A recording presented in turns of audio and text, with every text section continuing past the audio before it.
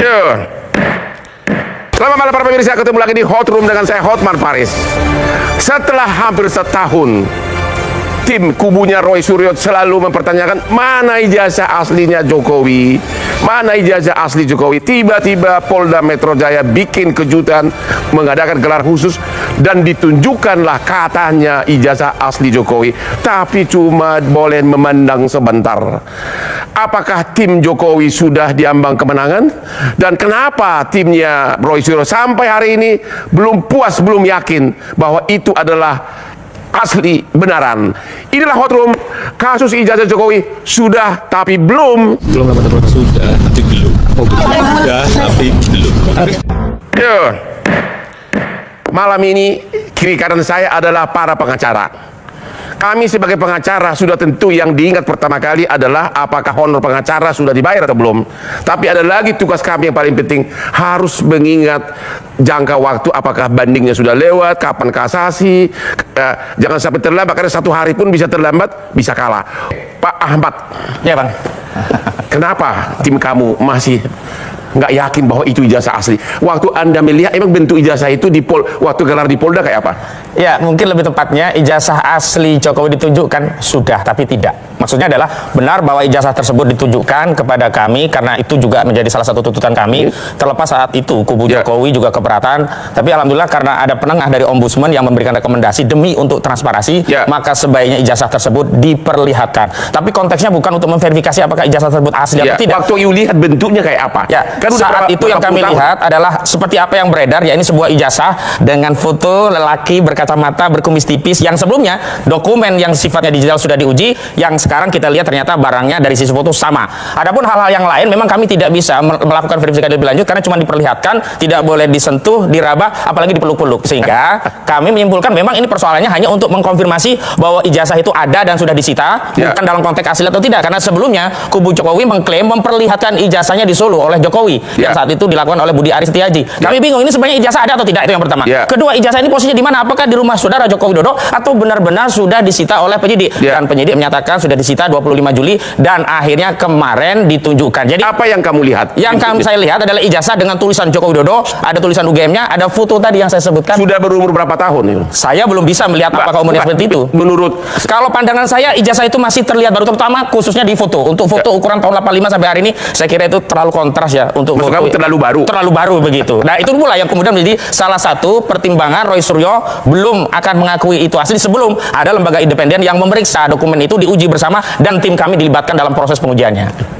Dan apa itu mungkin menurut hukum acara? Dalam konteks hukum acara pidana memang tidak mungkin. Akhirnya nanti di pengadilan. Tetapi dalam konteks untuk menyelesaikan persatuan anak bangsa agar ada penyelesaian yang sifatnya legitimate, agar apa nanti putusan hakim itu tidak hanya menang di pengadilan tetapi tidak legitimate di tengah masyarakat, maka harus ada sarana untuk membuktikan di tingkat penyidikan sebelum sampai ke pengadilan, yakni pihak-pihak yang merasa punya pendapat berbeda untuk diberi akses ke barang bukti untuk dilakukan kajian secara bersama, atau setidak-tidaknya jika polisi sudah punya kajian, sudah punya hasil, maka kesempatan Roy Suryo harus diberi kesempatan untuk menguji objek yang sama dan hasilnya seperti apa. Jika hasilnya sama berarti tidak ada perdebatan. Anda melihat asli itu sama nggak? Kumis sama kacamata semua sama nggak? Sama seperti yang beredar. Tetapi kalau itu dikaitkan dengan wajah Jokowi, itulah jangankan kami, masyarakat pun mempersoalkan masalah foto tersebut. Karena sudah ada penelitian lain dari Roy Suryo, foto itu diuji ternyata tidak identik dengan foto Jokowi. Sementara Roy Suryo menguji ijazahnya sendiri dikaitkan dengan foto dia hari ini ternyata identik. Jadi gitu. Sampai hari ini tim kuasa hukum yakin atau tidak itu asli? Justru itu menambah itu keyakinan itu palsu. Dengan ditunjukkan makin yakin itu palsu. Kenapa? Karena itu tadi. Ya, selamat datang di channel saya. Kembali lagi bersama saya di channel ini. Mari kita saksikan bagaimana tanggapan-tanggapan para netizen tentang cuplikan video tersebut. Jadi teman-teman, kata mereka di sini, ya dikatain bego mah nggak mau, tapi kayak orang bego sebagai wakil presiden memalukan sekali. Jadi ya, malu sekali kita memiliki presiden seperti Pak Gibran saat ini yang hanya memikirkan egonya sendiri dan tidak pernah bisa berbicara di depan umum. Makanya malu mempunyai wapres kita seperti Pak Gibran. Jadi teman-teman, kata salah seorang masyarakat di sini, teman-teman, copot wapres nggak punya integritas, menjadi pejabat tinggi negara bikin rusuh-rusuh negara saja. Jadi Wapres wajib dicopot karena nggak punya integritas menjadi penjabat tinggi negara, bikin rusuh dan rusak senegara saja. Jadi teman-teman, memang betul pernyataan mereka ini, karena Gibran ini hanyalah bikin rusuh dan rusak negara kita. Karena saat dia berpidato itu memang hal yang sangat memalukan. Memang itu bukan sebagai wakil presiden kita. Jadi makanya kata mereka harus dicopot dan digantikan sebagai orang yang mempunyai kecerdasan dan ketinggian IQ. Jadi teman-teman, makanya harus Pak Prabowo mengambil tindakan dalam hal ini karena Gibran ini memang sangat memalukan. Nah, kemudian teman-teman, makanya mau nyalon presiden dan wakil presiden harus jujur, mematuhi aturan yang berlaku, jangan melanggar aturan, ya. Karena aturan itu harus dipatuhi, bukan untuk dilanggar. Jadi seperti Pak Gibran saat ini memang betul-betul tidak ada waktu untuk menjadi wakil presiden atau tidak ada persiapan, ya. Makanya dia sekarang itu hanya membuat lelucon saja di negara kita, bikin malu aja negara kita. Nah, kemudian teman-teman, makanya kata warga negara Indonesia harus dicopot saja ataupun digantikan saja dengan orang yang bisa, ya. Bukan seperti Pak Gibran ini yang bikin malu negara kita dan ricuh. Jadi teman-teman, 100% lulusan Singapura pasti bisa bicara bahasa Inggris. Kalau keluar kandang bermodal hafalan, sudah pasti kalau ditanya nggak nyambung, kenapa nggak suruh dia hafal yes dengan no saja, buta kelihatan cerdas. Jadi memang betul pernyataan Pak Gibran itu dia lulusan dari Singapura, namun nyata-nyatanya bukan lulusan Singapura. Jadi dari situ kita menilai bahwasanya Pak Gibran itu memang betul-betul tidak bisa berbahasa Inggris, karena ya mungkin dia datang ke Singapura kemarin itu untuk main game, bukan untuk melanjutkan perguruan tingginya. Jadi itulah hasilnya ketika tidak mau sekolah, ya. Mungkin baru kali ini dia menyesal karena apa tidak sekolah dulu, ya. Jadi teman-teman, semoga Pak Gibran ini bisa sadar dengan kemampuannya sendiri, karena mungkin masyarakat tidak segan-segan untuk mengatakan ke Pak Gibran supaya dicopotkan saja. Jadi kenapa lama sekali prosesnya pencopotan Wapres, lama-lama keburu pemilu lagi. Jadi ya, memang mereka katakan itu memang betul. Ketika ataupun kenapa masih lama masih belum dicopot Pak Gibran, ya, karena mungkin yang mereka harapkan itu mungkin sudah ada orang lain yang mereka harapkan untuk menjadi wakil presiden kita saat ini. Ya, jadi kemudian teman-teman, kalau menurut saya sih bukan Gibran yang bodoh, tapi rakyat yang katanya 85. Jadi ya betul sekali, karena Gibran itu memang tidak pantas untuk jadi presiden kita saat ini. Nah, kemudian teman-teman, dia akan lulusan luar negeri, ya, tapi sekolah luar biasa.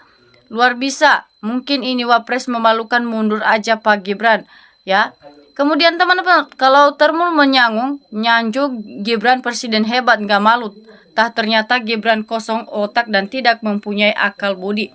Makanya Wapres kita itu diolok-olokkan terus, karena mungkin memang sangat terbukti bahwasanya Gibran memang tidak bisa dipakai untuk jadi wakil presiden kita saat ini. Ya, karena kenapa teman-teman? Ya, mungkin dari kita menilai saja dari pidatonya, dari segi bahasanya saja ataupun kalimatnya saja, hanya saja memalukan semuanya teman-teman. Jadi dari situlah ya mereka mengatakan supaya digantikan saja, ya. Semoga Pak Prabowo bisa mengambil tindakan dalam hal ini. Ya, biar masalah ini tidak lagi terulang ke depannya, ya, supaya tidak dicontohkan oleh para generasi ke depannya. Karena kalau tidak diadili mereka berdua ini, mungkin ada salah seorang masyarakat ataupun pemuda di Indonesia ini mengikuti jejak Pak Jokowi yang telah dia lakukan ini. Nah, kemudian teman-teman, Gibran Wapres karbitan, tidak berkompeten dan tidak ada kapabilitas, ya. Jadi wajar saja masyarakat tidak suka dengan Pak Gibran karena tidak memenuhi syarat untuk menjadi wakil presiden kita saat ini. Nah, ini wapres yang gak ada isi kepala, memalukan, berpidato disiarkan melalui TV nasional. Ya, jadi Pak Gibran ini memang betul-betul ya memalukan, dan inilah hasilnya yang ditunggu-tunggu Pak Jokowi karena memaksakan anaknya dan membuat anaknya jadi malu sendiri, teman-teman. Jadi teman-teman, mungkin Pak Gibran akan segera dicopot ya.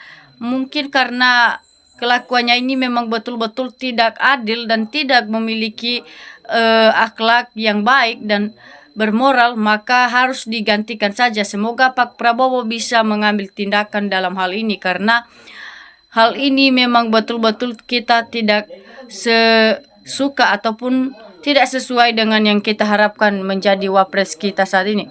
Jadi pemimpin terbodoh di dunia cuma ada dua di Indonesia, tiada ijazah sama bapaknya dan penjulat banyak munafik di dunia ini. Ya betul sekali. Ya karena kenapa? Semua pemimpin yang ada di Indonesia itu sangat munafik ya, dan memalsukan ijazahnya sendiri seperti Jokowi dan juga Pak Gibran ya. Karena kenapa? Mereka sangat kehausan dengan kekuasaan sendiri. Makanya mereka tidak habis pikir untuk merekayasa ijazah mereka sendiri untuk menjadi pemimpin di negara Indonesia. Ya, jadi teman-teman, semoga mereka ini bisa sadar dengan kelakuan yang telah mereka lakukan. Ya, bukan untuk menghancurkan negara kita, ya, dan bukan untuk mengkhianati sesama manusia ataupun sesama masyarakat. Nah, kemudian teman-teman, jangan-jangan benar ijazahnya tidak ada. Ya, sudah jelas. Ya, ijazah Jokowi itu sama Pak Gibran itu memang tidak ada. Namun hanya saja karena masih ada pembela mereka ini, makanya mereka tidak pernah bisa diadili berduaan dan langsung diseretkan ke dalam penjara bila sudah terbukti.